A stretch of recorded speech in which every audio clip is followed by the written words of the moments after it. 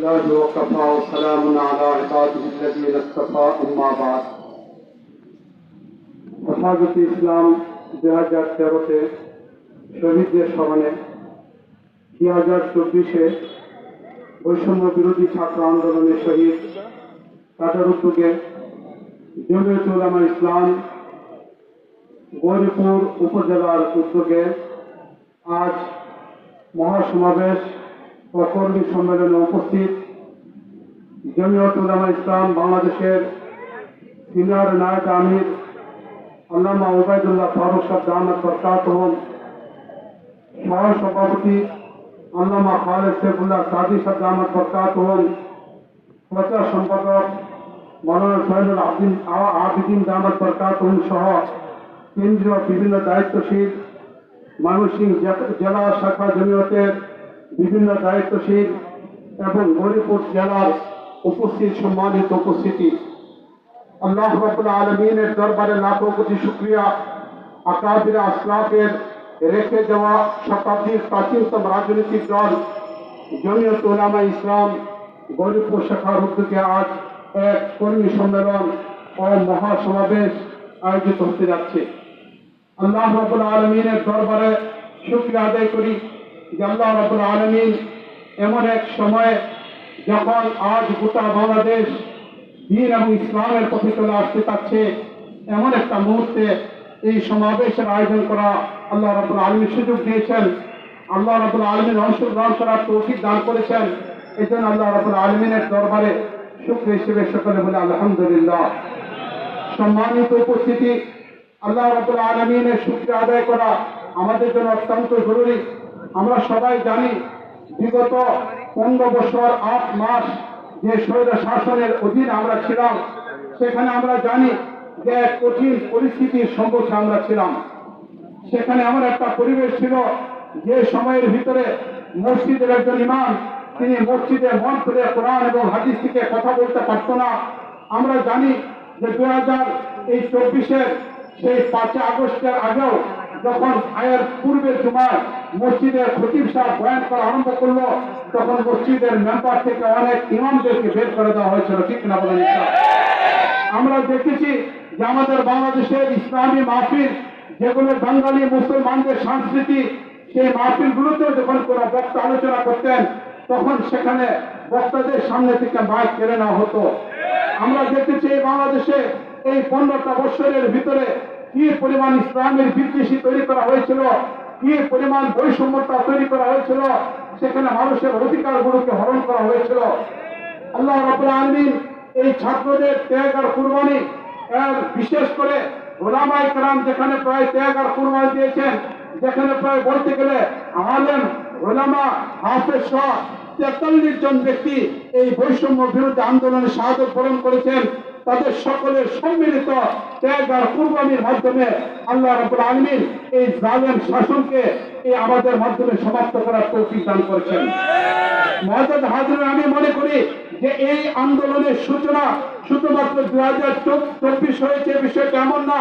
এই আন্দোলনের সূচনা 2018-তে ছাত্রদের বৈষম্য বিরোধী আন্দোলনে হয়েছিল বিষয়টা এমন না, বরং এই আন্দোলনের সূত্রপাত হয়েছিল, আন্দোলনের সূচনা হয়েছিল 2013-তে শাপলা চত্বরে উলামায়ে কেরামের শাহাদাতের মাধ্যমে। যেখানে উলামায়ে কেরামের আমার কাছে তালিকা রয়েছে, 72 জন শহীদের তালিকা আমার কাছে রয়েছে, যেখানে সেই শাহাদাতের মাধ্যমেই মূলত আজকে এই স্বাধীনতার বিষয়টা এসেছে। এই জন্য আজকে এই স্বাধীনতা পরবর্তী যে ত্যাগ আর কুরবানির মাধ্যমে আমাদের এই অর্জন হয়েছে, সুতরাং সেটিকে ইসলাম এবং দ্বীনের পথে আমাদের পরিচালনা করতে হবে। যদি দ্বীন এবং ইসলামের পথে আমরা পরিচালনা করি, তাহলেই কেবল সফলতা অর্জন করা যাবে।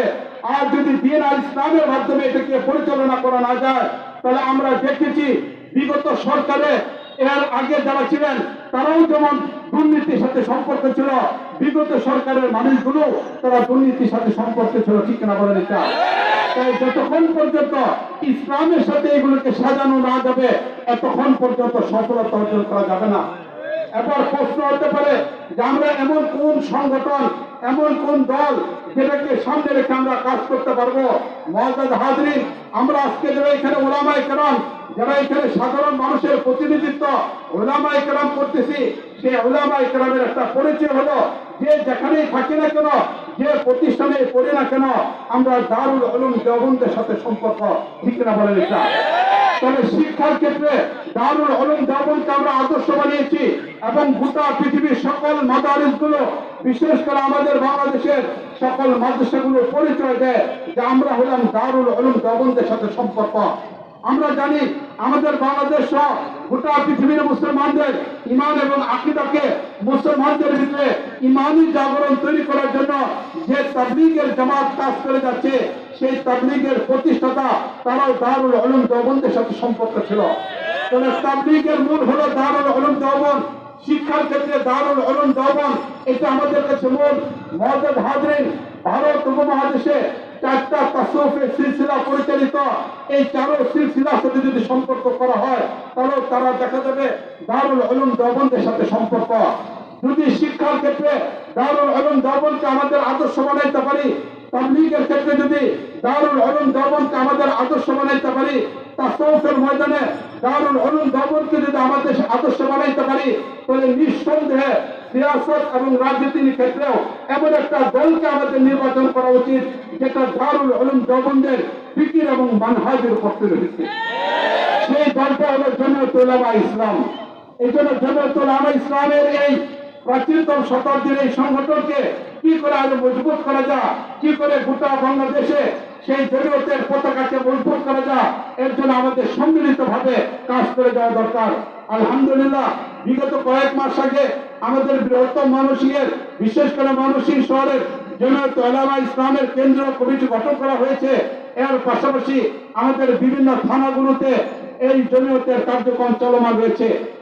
আজকে এখানে আমাদের গৌরীপুর উপজেলার জমিয়তের উদ্যোগে মাহফিল হয়েছে। আমাদের নায়েবে সদর এখানে রয়েছেন, আল্লামা খালেদ সাইফুল্লাহ সাদি সাহেব দামাত বরকাতুহু রয়েছেন। আমাদের বৃহত্তম ময়মনসিংহের জেলা জমিয়তের মুহতারাম সভাপতি রয়েছেন, তিনি সহ আরো যারা এখানে আছেন। ইনশাআল্লাহ আমরা আশা করব জমিয়ত উলামায়ে ইসলামের যে কমিটি আজকে এখানে গঠন করা হচ্ছে, এদেরকে আমরা সবাই মেনে নেব এবং এই কমিটির আলোকে ইনশাআল্লাহ এই উপজেলাতে আমরা জমিয়তের কাজকে গতিশীল করার চেষ্টা করব। রাজি আছি তো ইনশাআল্লাহ সবাই? সর্বক্ষেত্রে যেহেতু দারুল উলুম দেওবন্দকে আমরা মেনেছি, রাজনীতির ক্ষেত্রেও ইনশাআল্লাহ আমরা দারুল উলুম দেওবন্দকে আমরা মেনে নেব। তাহলে ইনশাআল্লাহ সকল ঐক্যের ঊর্ধ্বে উঠে, সকল বস্তুর ঊর্ধ্বে উঠে আমরা ঐক্যবদ্ধতার সাথে কাজ করে যেতে পারবো। আল্লাহ রাব্বুল আলামিন আমাদেরকে তৌফিক দান করুন। ওয়া আখিরু দাওয়ানা আনিল হামদুলিল্লাহি রাব্বিল আলামিন।